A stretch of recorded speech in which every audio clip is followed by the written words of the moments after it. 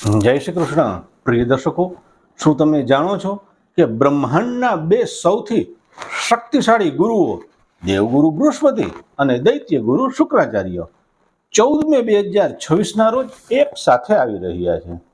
આ માત્ર સામાન્ય ગ્રહ પરિવર્તન નથી, પણ તમારા જીવનમાં પ્રેમ, પૈસા અને પ્રતિષ્ઠાનો એક અનોખો મહાસંગમ છે.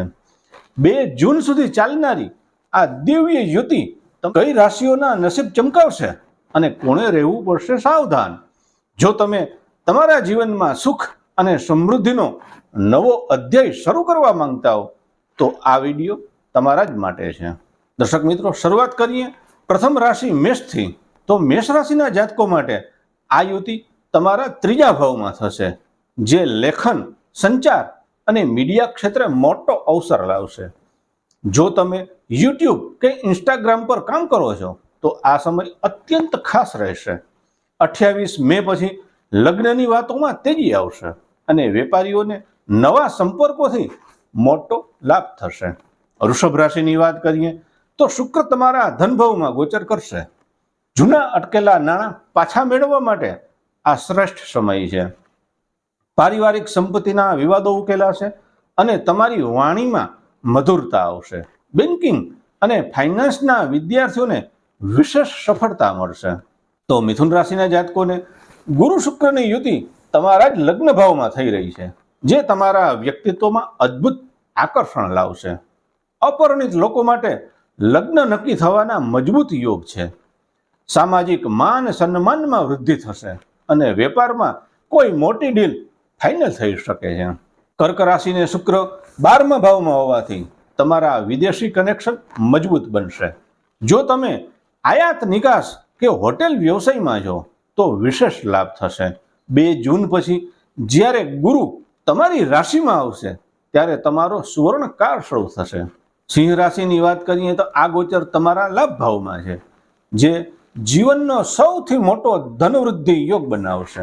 વર્ષો જૂની ઈચ્છાઓ પૂરી થશે અને પ્રભાવશાળી મિત્રોનો સહયોગ મળશે. સંતાન સુખ અને પ્રેમમાં મધુરતા વધશે.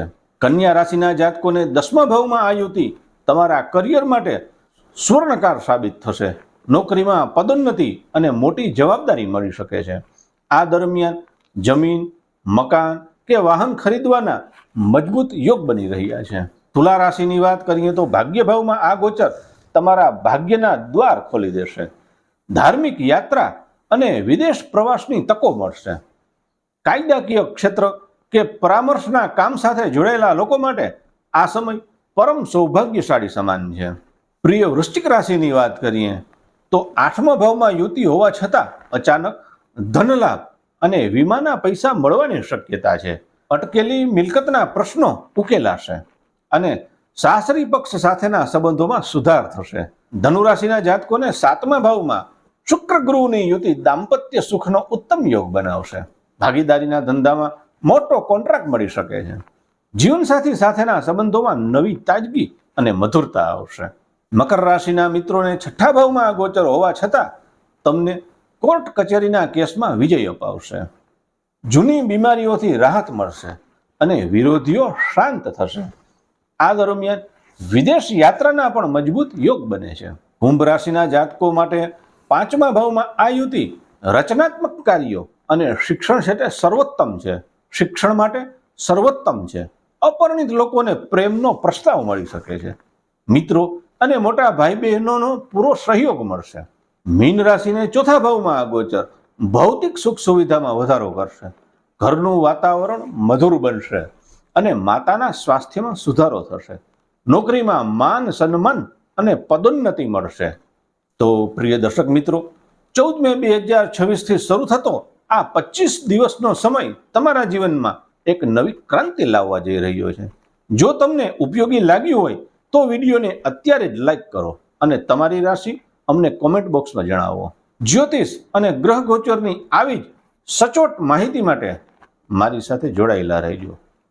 ફરી મળશું એક નવા વિષય સાથે. ત્યાં સુધી દૈત્ય ગુરુ શુક્રાચાર્ય અને દેવગુરુ બૃહસ્પતિ દેવની કૃપા આપ સૌ પર બની રહે. અસ્તુ. જય શ્રી કૃષ્ણ. હર હર મહાદેવ.